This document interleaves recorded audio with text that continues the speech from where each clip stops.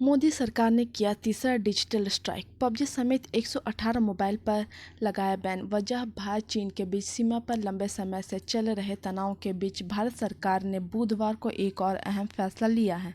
सरकार ने चीन पर तीसरी डिजिटल स्ट्राइक करते हुए दुनिया में लोकप्रिय गेमिंग ऐप पबजी समेत 118 मोबाइल ऐप को बैन कर दिया है। इससे पहले भी सरकार कई चीनी कंपनी की ऐप को बैन कर चुकी है। सूचना और प्रौद्योगिकी मंत्रालय ने प्रतिबंधित की गई ऐप को देश की सुरक्षा, संप्रभुता, एकता के लिए नुकसानदेह बताया है। मंत्रालय की ओर से जारी बयान में कहा गया है कि इस कदम से भारत के करोड़ों मोबाइल और इंटरनेट यूजर्स के हितों की रक्षा होगी। ये फैसला भारत के साइबर स्पेस की सुरक्षा और संप्रभुता को सुनिश्चित करने के इरादे से लिया गया है। बयान के अनुसार भारत सरकार को इस ऐप्स के बारे में विभिन्न स्रोतों से शिकायत मिल रही थी, जिनमें ऐसी रिपोर्ट भी थी कि एंड्रॉयड और आईओएस पर उपलब्ध कुछ मोबाइल ऐप से यूजर्स के डेटा अनाधिकृत तौर पर चोरी कर भारत से बाहर स्थित सर्वर में भेजे जा रहे थे। अब तक 224 ऐप को बैन किया जा चुका है। भारत सरकार ने इससे पहले जून में भी चीन से जुड़े 59 ऐप को बैन किया था, जिसमें टिकटॉक भी शामिल था।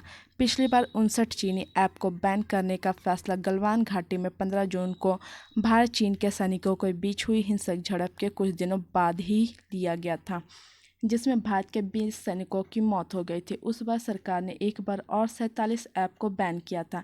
इस तरह कुल मिलाकर भारत सरकार अब तक 224 ऐप को बैन कर चुकी है।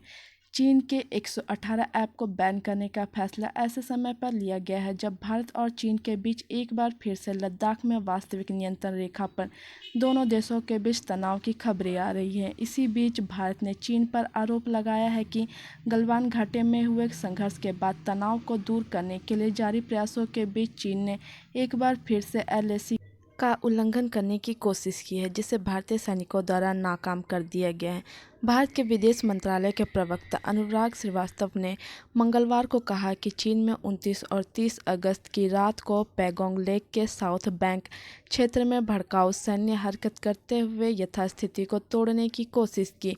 हालांकि चीन ने इसे इनकार करते हुए मंगलवार को भारत से कहा कि वे उकसाने वाली हरकतें बंद करें और अपने उन सैनिकों से तत्काल वापस बुला ले जिन्होंने गलत तरह से वास्तविक नियंत्रण रेखा का उल्लंघन किया है। अमेरिका ने भी हाल ही में कई चीनी ऐप्स को बैन कर दिया था। ट्रंप प्रशासन ने अमेरिकी कंपनियों को आदेश दिया कि वे टेंसेंट के वीचैट प्लेटफॉर्म से बिजनेस करना बंद कर दे। साथ ही अमेरिकी प्रशासन चीन की और ऐप को बैन करने के बारे में विचार कर रही है।